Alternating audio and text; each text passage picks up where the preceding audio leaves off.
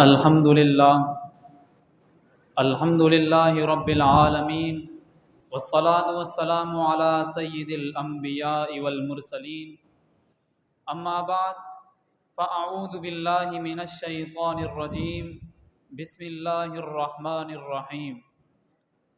لا تجد قوما یؤمنون باللہ والیوم الآخر یوادون من حاد اللہ ورسولہ وَلَوْ كَانُوا آبَاءَهُمْ أَوْ أَبْنَاءَهُمْ أَوْ إِخْوَانَهُمْ أَوْ عَشِيرَتَهُمْ صدق اللہ العظیم۔ جانثاران بدر و احد پر درود، حق گزاران بیعت پہ لاکھوں سلام۔ حمد و ثنا کے بعد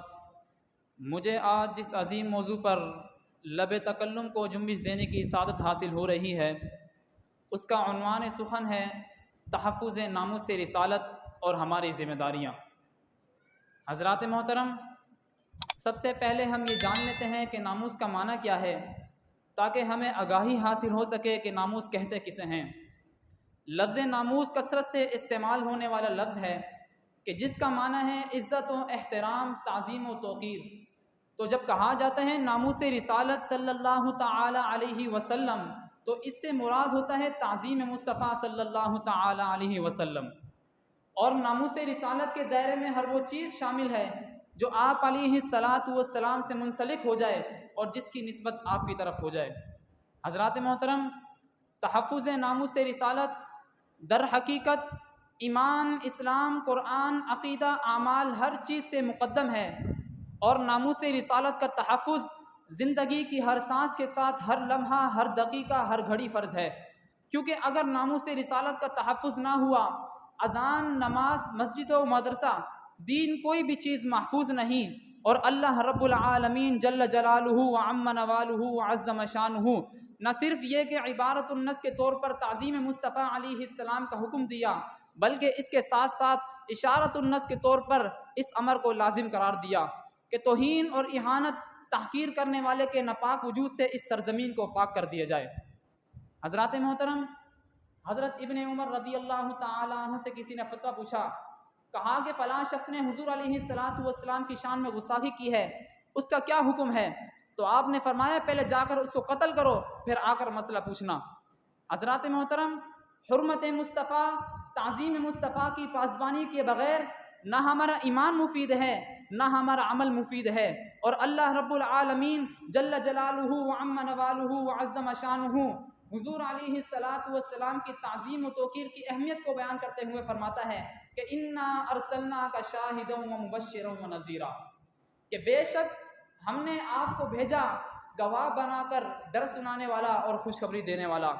آگے فرمایا لتؤمنوا باللہ ورسولہ وتعزروہ وتوقروہ، تاکہ تم ایمان لاؤ اللہ پر اور اس کے رسول پر، اور تعظیم و توقیر کرو حضور علیہ الصلاۃ والسلام کی۔ آگے فرمایا وَتُسَبِّحُوهُ بُكْرَةً وَأَصِيلًا، اور پاکی بیان کرو اللہ رب العالمین کی صبح اور شام۔ حضرات محترم، اگر ان آیات مبارکہ پر غور کیا جائے تو اس سے تین باتیں معلوم ہوتی ہیں کہ اللہ رب العالمین پہلے ایمان کا حکم دیتا ہے، پھر تعظیم مصطفیٰ کا حکم دیتا ہے، اور آخر میں اپنی عبادت کا حکم دیتا ہے۔ گویا کہ یہ اس بات کی طرف اشارہ ہے کہ اگر کوئی ایمان لانے کے بعد تعظیم مصطفیٰ کو چھوڑ کر عبادت میں لگ گیا، وہ کبھی بھی فلاح اور کامیابی حاصل نہیں کر سکتا۔ شاعر نے ان کلمات کو نچوڑ کرتے ہوئے کیا خوب کہا کہ نماز اچھی، روزہ اچھا، زکوٰۃ اچھی، حج اچھا، مگر میں باوجود اس کے مسلمان ہو نہیں سکتا، نہ جب تک کٹ مروں میں خواجہ بطحا کی عزت پر، خدا شاہد ہے کامل میرا ایمان ہو نہیں سکتا۔ حضرات محترم، حقیقتاً تعظیم مصطفیٰ صلی اللہ تعالی علیہ وسلم پر پہرا دینے والے کی علامت وہ ہیں کہ جن کو اللہ رب العالمین قرآن مجید میں بیان فرماتا ہے کہ لا تجد قوما یؤمنون باللہ والیوم الآخر یوادون من حاد اللہ ورسولہ، کہ تم ایسی قوم کو نہیں پاؤ گے جو اللہ پر اور آخرت کے دن پر ایمان رکھیں کہ وہ دوستی کرے ان سے جنہوں نے اللہ اور اس کے رسول کی مخالفت کی، وَلَوْ كَانُوا آبَاءَهُمْ، اگرچہ ان کے باپ ہوں، او ابناءہم، یا ان کے بیٹے ہوں، او اخوانہم، یا ان کے بھائی ہوں، او عشیرتہم، یا ان کے خاندان والے ہوں۔ حضرات محترم، اس آیت کریمہ کے شان نزول کو امام قرطبی نے بڑی تفصیل کے ساتھ بیان کیا ہے۔ آپ فرماتے ہیں کہ یہ آیت مبارکہ حضرت سیدنا صدیق اکبر رضی اللہ تعالی عنہ کے والد گرامی کے بارے میں نازل ہوئی۔ کہ جب آپ نے کلمہ نہیں پڑھا تھا تو آپ ایک دن بول رہے تھے ان ابا قحافہ سب النبی صلی اللہ تعالی علیہ وسلم، آپ نے حضور علیہ السلام کو گالی دی. تو جس وقت آپ نے گالی دی تو کیا ہوا؟ فسکہ ابو بکر سکتا فسقط منها علی وجہہ، تو سیدنا صدیق اکبر رضی اللہ تعالی عنہ نے اپنے والد گرامی کے منہ پر اتنی زور سے تھپڑ مارا کہ وہ منہ کے بل گرے. تو اتن نبی صلی اللہ تعالی علیہ وسلم، تو سیدنا صدیق اکبر رضی اللہ تعالی عنہ حضور علیہ السلام خدمت میں حاضر ہوئے اور عرض کی یا رسول اللہ فذکر ذلک لہ، آج آپ کے بارے میں میرے والد کے منہ سے کچھ لفظ نکل گئے تھے اور مجھ سے برداشت نہ ہوا. وہاں معاملہ پھر آپ کا تھا، میرا والد بھی بوڑھا ہو اور کیا نام ہے امتحان میرا تھا. تو میرے آقا و مولا صلی اللہ تعالی علیہ وسلم نے ارشاد فرمایا کہ فقال او فعلتہ، کہ اے صدیق تو نے واقعی ایسا کیا؟ تو سیدنا صدیق اکبر رضی اللہ تعالی عنہ نے عرض کی یا رسول اللہ نعم، جی ہاں میں نے ایسا ہی کیا. تو امام الانبیاء صلی اللہ تعالی علیہ وسلم نے ارشاد فرمایا کہ لا تعود الی، اے صدیق آئندہ ایسا نہ کرنا. تو سیدنا صدیق اکبر رضی اللہ تعالی عنہ قربان جائے آپ کی ذات پر، آپ نے کیا جواب دیا؟ آپ نے فرمایا والذی بعثک بالحق نبیا، مجھے رب کعبہ کی قسم ہے کہ جس نے آپ کو سچا نبی بنا کر بھیجا، لو کان السیف منی قریبا لقتلتہ، اگر میرے ہاتھ میں تلوار ہوتی تو میں اپنے باپ کا سر تن سے جدا کر دیتا. حضرات محترم، جب یہ گفتگو ہو رہی تھی تو اللہ رب العالمین نے اس آیت کریمہ کو نازل فرما دیا. یہ ہے سیدنا صدیق اکبر رضی اللہ تعالی عنہ کا حضور علیہ السلام کی ناموس پر پہرا دینا. نہ اپنے والد کو دیکھا، حضور علیہ السلام کی ناموس کی خاطر اپنے والد کے منہ پر تھپڑ مار دیا، اور حضرت امیر حمزہ رضی اللہ تعالی عنہ ناموس رسالت کی خاطر اپنا جگر نکلوا دیا. حضرت خبیب رضی اللہ تعالی عنہ ہنستے سولی پر چڑھ گئے اور یہ اعلان کر دیا کہ اے میرے حبیب کے غلاموں، عشق اپنے فیصلے کرنے میں خود دلیر ہوتا ہے. اقبال کہتا ہے نشان راہ ہزے عقل ہزار ہی لمح پرس، جب بھی حضور کا مقام و مرتبہ پوچھنا ہے تو پھر عقل سے نہیں پوچھنا. اقبال کہتا ہے بیاں کے عشق کمالی دیکھ فن دارت، جب بھی حضور کا مقام و مرتبہ پوچھنا ہے تو پھر عشق سے پوچھنا، کیونکہ وہ ایک ہی فن مہارت رکھتا ہے کہ میرے نبی کی تعظیم اور شان کس میں ہے. حضرات محترم، صحیح بخاری شریف کی حدیث مبارکہ ہے، جلد نمبر 5 صفحہ نمبر 150 میں باب الاذان میں فرماتے ہیں، اور عمدۃ القاری میں ملا علی قاری نے اس حدیث مبارکہ کو لکھا. آپ فرماتے ہیں کہ مدینہ شریف میں ایک بدبخت شخص رہا کرتا تھا، جب بھی مؤذن کہتا اشہد ان محمد الرسول اللہ تو وہ کہتا حرک الکاذب. اس کا ترجمہ یہ بنتا ہے کہ جھوٹے کو جلا دیا جائے، اور اس بات پر اس کے گھر والے بھی اس کی تائید کرتے. جب اس نے متعدد بار یہ کہا تو اللہ رب العالمین نے اس کی پکڑ فرمائی. وہ کس طرح پکڑ فرمائی کہ وہ اپنے گھر میں سو رہا تھا، اس کی خادمہ اس کے گھر میں داخل ہوئی، اس کے ہاتھ میں آگ تھی، آگ سے ایک چنگاری نکل کر اس کے بستر پر گری جس سے اس کا سارا گھر جل گیا. معلوم یہ ہوا کہ اللہ رب العالمین حضور علیہ السلام کا مالک و مولا ہونے کے باوجود آپ علیہ السلام سے اس قدر محبت فرماتا ہے کہ جس نے آپ کی شان میں غصاخی کی، اللہ رب العالمین نے اس کی مذمت میں پوری صورتیں اور آیات نازل فرما دی اور ان کی شدت سے مذمت فرمائی.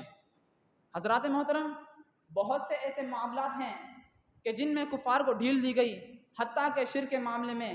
مگر پیارے مصطفیٰ علیہ السلام کی شان میں جس نے بھی گستاخی کی، اللہ رب العالمین نے اس کی فوراً پکڑ فرمائی اور ان کی شدت سے مذمت فرمائی. معلوم یہ ہوا کہ کائنات میں ہر زیادتی پر نرمی گوارا ہو سکتی ہے، مگر رسول اللہ کی شان میں ذرا سی بے ادبی پر نرمی گوارا نہیں ہو سکتی. اقبال کیا خوب فرماتے ہیں، در دل مسلم مقام مصطفیٰ است، آبرو ماز نام مصطفیٰ است. یا رسول اللہ، آپ کا مقام و مرتبہ، آپ کی عزت ہر مسلمان کے دل میں ہے، اور آپ کے نام کی وجہ سے ہماری عزت و آبرو محفوظ ہے. حضرات محترم، دوسرے مقام پر صحیح بخاری شریف کی حدیث مبارکہ ہے، اور امام ابن حجر عسقلانی نے اس کو فتح الباری میں لکھا کہ کعب بن اشرف عہد رسالت میں حضور علیہ السلام کی شان میں غصاخی کا مرتکب ہوا کرتا تھا کہ ایک روز امام الانبیاء صلی اللہ تعالی علیہ وسلم نے ارشاد فرمایا کہ کون ہے جو کعب بن اشرف کو ٹھکانے لگائے، کیونکہ اس نے اللہ اور اس کے رسول کو اذیت پہنچائی. جب یہ الفاظ میرے آقا و مولا صلی اللہ تعالی علیہ وسلم نے ارشاد فرمائے، محمد بن مسلم صحابی رسول آگے بڑھے اور عرض کیا، رسول اللہ، آپ چاہتے ہیں کہ اسے قتل کر دیا جائے؟ تو امام الانبیاء صلی اللہ تعالی علیہ وسلم نے ارشاد فرمایا کہ ہاں، میں چاہتا ہوں کہ اسے قتل کر دیا جائے. محمد بن مسلم اور ان کے ساتھی نکلے، کعب بن اشرف کو واصل جہنم کر دیا اور یہ اعلان کر دیا محمد کے تقدس پر زبانیں جو نکالیں گے، خدا کے حکم سے ایسی زبانیں کھینچ ڈالیں گے۔ کہاں رفعت محمد کی، کہاں تیری حقیقت ہے؟ شرارت ہی شرارت، بس تیری بے چین فطرت ہے۔ مذمت کر رہا ہے تو شرافت کے مسیحا کی، امانت کے، دیانت کے، صداقت کے مسیحا کی۔ اگر گستاخی ناموس احمد کر چکے ہو تم تو اپنی زندگی سے قبل ہی بس مر چکے ہو تم۔ میرا سما جان و تن فدا ان کی رفاقت پر، میرے ماں باپ ہو جائیں نثار ان کی محبت پر۔ زبان رکھتا ہوں ایسی جس کو سب تلوار کہتے ہیں، میرے اشعار کو اہل جہاں ابہار کہتے ہیں۔ حضرات محترم، ان حالات میں جب کہ ہر طرف نبی علیہ السلام کی شان میں گستاخی کی جا رہی ہے اور دین پر حملے کیے جا رہے ہیں، اس میں ہماری کیا ذمہ داری بنتی ہے؟ اس بارے میں حضرت سعد رضی اللہ تعالیٰ عنہ کا فرمان ہے کہ جب آپ کا وصال ہونے لگا تو آپ نے ایک تحریر لکھ کر قاصد کو دی کہ جس میں لکھا تھا کہ جاؤ جا کر میرا قوم کو سلام کہنا اور ان سے یہ کہنا کہ اگر تم میں سے کسی ایک شخص کے زندہ رہتے ہوئے بھی ہمارے آقا و مولا صلی اللہ تعالیٰ علیہ وسلم کی شان میں گستاخی ہو گئی تو یاد رکھنا اللہ رب العالمین کی بارگاہ میں اس کا ایک عذر بھی قبول نہیں ہوگا۔ اس بات سے ان لوگوں کو سبق لینا چاہیے کہ جن کا کہنا یہ ہے کہ یہ صرف دیندار طبقے کا کام ہے، اس سے ہمارا کیا واسطہ۔ یاد رکھیں کل قیامت والے دن اللہ رب العالمین نے پوچھ لیا کہ میرے محبوب کی عزت پر حملے ہوتے رہے، میرے محبوب کی عزت کی گستاخی کی جا رہی تھی اور تو خاموش رہا تو کیا جواب ہوگا؟ لہٰذا حالات جیسے بھی ہوں اور ماحول جتنا بھی تلخ ہو، بندے کا ایمان تب برقرار ہوگا تب وہ ناموس نبی کے لیے اپنی جان، اپنا مال اور اپنے ماں باپ حضور کی عزت پر سب قربان کر دے گا اور یہ کہے گا کہ کروں تیرے نام پہ جان فدا، نہ بس ایک جا دو جہاں فدا، دو جہاں سے بھی نہیں جی برا، کروں کیا کروڑوں جہاں نہیں، وما توفیقی الا باللہ۔